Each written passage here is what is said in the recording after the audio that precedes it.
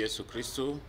Kwa majina naitwa Padre Manfred Mjengwa, padre wa Jimbo Kuu la Mbeya, na pia ni mwenyekiti wa umoja wa mapadre Jimbo Kuu la Mbeya.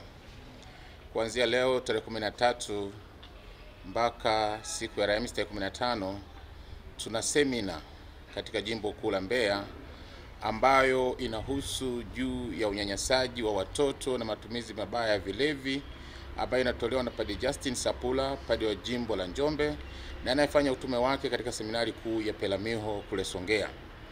Na mada ya pili itakuwa juu ya utawala katika mambo ya kichungaji, ambayo itatolewa na Padre Venance Tarichako, ambaye huyu ni mhadhiri katika chuo kikuu cha Luku cha Ruaha kule Iringa. Na hii semina kimsingi maaskofu katika kanda ya Mbeya, metropolitan ya Mbeya, walikaa na wakaona uhitaji wa hii semina, hii topic katika kuadhimisha mwaka wa jubilei ya miaka 2025 ya Ukristo duniani ambayo ilitangazwa na Papa Francisco.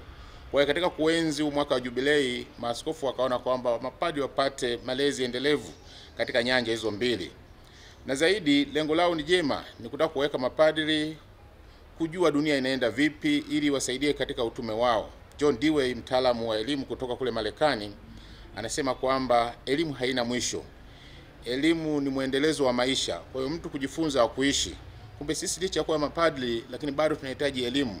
Na elimu tutapatikana katika njia mbalimbali kupitia workshop kama hizi ambazo maaskofu wameamua. Kumbe sisi kama mapadri tunawashukuru sana maaskofu katika metropolitan ya Mbeya, kwa sababu hawa mapadri wamekuwa wakipita katika majimbo yote. Wamepita jimbo la Mafinga, wamepita jimbo la Iringa, na zaidi wiki iliyopita alikuwa jimbo la Sumbawanga, na sasa anamalizia katika Jimbo Kuu la Mbeya kukamilisha majimbo 4 ya metropolitan ya Mbeya. Kumbe tunawashukuru sana hawa mababa maaskofu kwa kuona hilo hitaji, na pia kwa kuwateua mapadri waje kutuwezesha. Na Mbeya tuna mapadri karibia 120 ambao wanahudhuria hii workshop. Kumbe tuna imani kwamba hii workshop itatusaidia sisi kama mapadri kutufanya tuone dunia inakwenda vipi, na tuweze kusaidia kuwalea watu kimwili na kiroho. Kumbe katika majukumu yetu ya kila siku kwa maparokiani na katika taasisi ambazo tumekabidhiwa, na imani hii semina itatujenga sisi na kutuwezesha kujua mambo ya utawala katika kichungaji, kwa sababu mambo dunia inabadilika. Dunia iko pale pale. Dunia iko static. Dunia inatembea. Kwa hiyo tutaona tuendeshe vipi.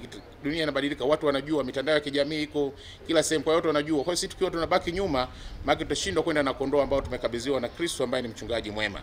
Na imani hata mambo ya unyanyasaji ambayo yapo sana katika taifa hili, yapo tulikuwa tukisikia Ulaya, lakini hata hapa Tanzania yapo. Kwa hiyo na imani itakuwa ni msaada kwetu kutufanya tuhendo vipi na kusaidia familia ambazo zina kumbana na hayo, au watumishi ambao wana abuse mambo kama hayo.